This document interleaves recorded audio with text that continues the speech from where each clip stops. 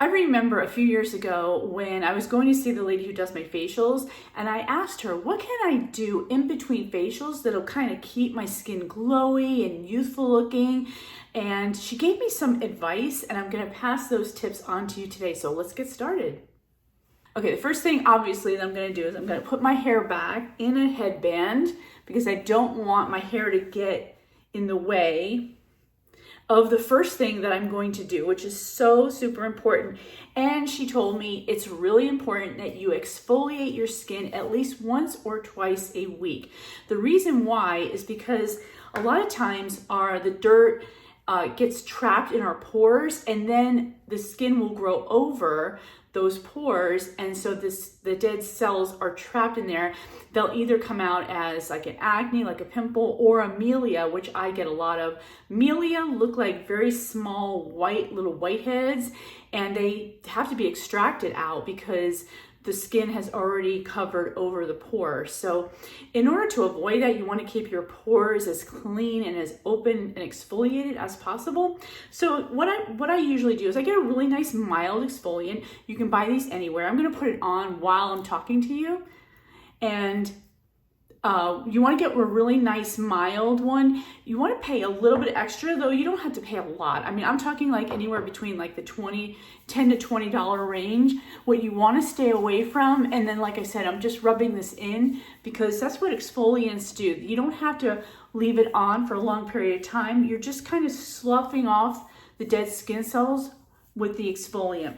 Now, one thing that she told me to stay away from is the really cheap scrubs, like the apricot facial scrubs that you can get at the drugstore. Those tend to be very, very harsh on your skin, and they might cause some skin damage, even though some people swear by it. I don't. I think they're a little bit too harsh, too full of chemicals. So I just get a really nice mild exfoliant. You can buy them from Aveeno. You can buy any of those common name brands. The one I'm using right now is from my skincare line. Comments are below, link is below in comments, but you don't have to do that either. You could just get something really nice at Ulta or anywhere where you get your beauty products. Now you notice how I'm sort of rubbing it in. I'm kind of scrubbing it in to just get those dead skin cells off. I like this method a lot better than the sheet masks. I think sheet masks are great. I just don't think they get kind of in the pores. I think sheet masks are good for sort of coating your skin with a hyaluronic acid, but for exfoliating and getting deep down there, I think this kind of exfoliating mask or cleanser kind of thing is really good. You don't really want to do this too many times in the week. Once or twice is perfectly good. And I'm just going to take my towel and just kind of wipe it off. I'm going to wipe it off just like that. Now, normally I would do this before I take a shower, so that way I could get any residue off in the shower, but obviously for purposes of doing this video, I'm not going to go into the shower. I'm not sure if you would want me to do that. But again, just kind of rubbing it right off. And once you splash water on your face after this is done, your skin, even right now, just touching it feels so much smoother. It feels so silky and wonderful. The next thing is pretty obvious. It's the moisturizer.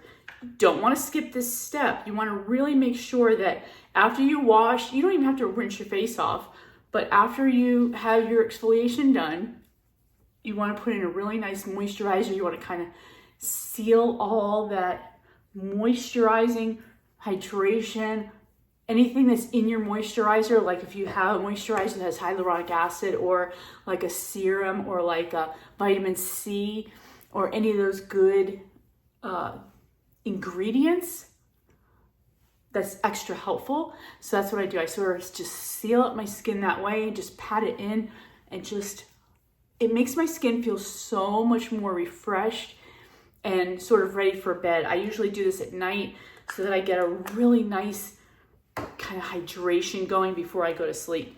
And then also make sure, if you have any comments, maybe you do something that you really kind of like or you want to share, please let me know in comments, because I'm always looking for extra information or anything extra that I can do a video on. And also like and subscribe if you find this video to be really helpful.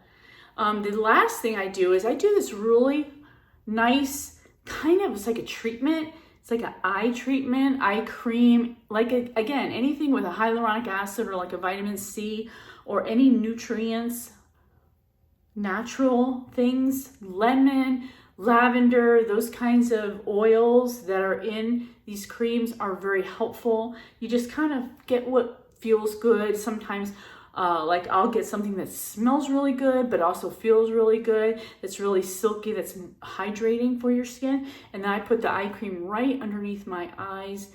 And these are some of the tips that my anesthetician told me about as she's doing my facial.